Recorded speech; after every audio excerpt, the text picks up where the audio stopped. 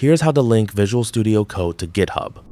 Open Visual Studio Code, then click the settings icon in the bottom left corner. Select Backup and Sync Settings, then click Sign In next to Settings Sync.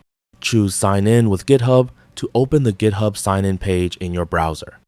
Sign in to your GitHub account, then click Link Account and authorize Visual Studio Code if asked. After authorization, select Open Visual Studio Code to return to the app. Settings Sync will now be enabled, linking your GitHub account with VS Code. Next, open the Extensions tab from the left sidebar. In the search box, type GitHub and find the GitHub Pull Requests extension. Click Install to add it to Visual Studio Code. This extension lets you manage GitHub pull requests directly inside VS Code, making it easier to review changes, create pull requests, and collaborate without leaving the editor. That's all for this video. Thanks.